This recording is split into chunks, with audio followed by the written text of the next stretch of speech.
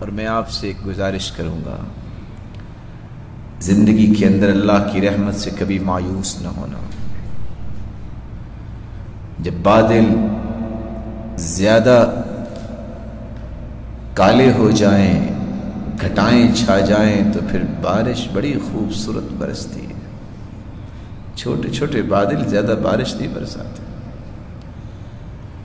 اللہ عز و جلال کسی کو آزماتے نہیں ہیں۔ یہ معمولی سی ایک تکلیف ہوتی ہے کہ صبر کرتا ہے کہ نہیں کرتا۔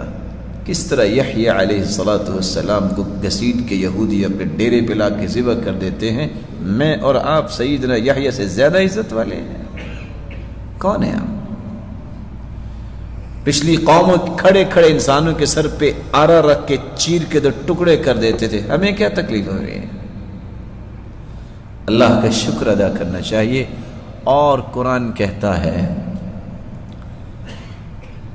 کہ اللہ عز و جلال فرماتے ہیں ما يفعل اللہ بعذابکم ان شکرتم وآمنتم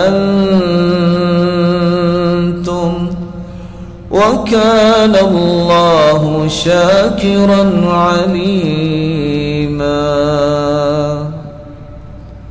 اگر تم شکر کرو تو اللہ نے تمہیں عذاب کیوں دینا ہے؟ اس کا مطلب یہ نکلا کہ شکر سے عذاب ٹلتا ہے۔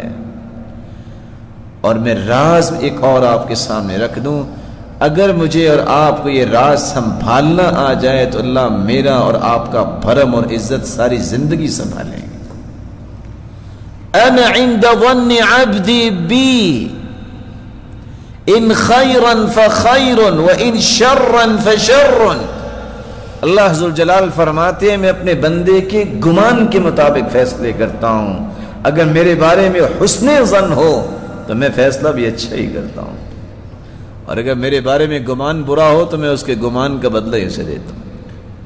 انا مع عبدی اذا ذکرنی وتحرکت بی شفتاه، میں تو اپنے بندے کے ساتھ ہوتا ہوں علم و قدرت کے ساتھ۔ میرے بندے کے ہونٹ جب حرکت کرتے ہیں، حرکت بعد میں ہوتی ہے، میری رحمت کا نزول پہلے ہو چکا ہوتا ہے۔ اس لیے آپ اپنے دلوں سے پوچھیے آپ کا رب کے بارے میں ذہن کیا ہے، گمان کیا ہے؟ آج ذہن کیا بنا ہوا ہے؟ بس اگلے 6 مہینے ہم ہیں، پھر گئے، پوری زندگی ہم نے تو آنا ہی نہیں ہے۔ اور کوئی بادشاہ ایسے بھی ہیں کہ بادشاہ تو بادشاہ ہوتا ہے نا، وہ کہہ بھی دیتے ہیں بس جی اب یہاں کس نے رہنا ہے، سارے گئے، مر جائیں گے اگر رہیں گے، کوئی نہیں مرے گا۔ اللہ عز و جلال چاہتے ہیں تم نے بیویوں کی بہت خدمت کر لی، بچوں کی، اب والدین سے بھی مل لو، کچھ ان کی خدمت کر کے بھی نیکیاں کما لو۔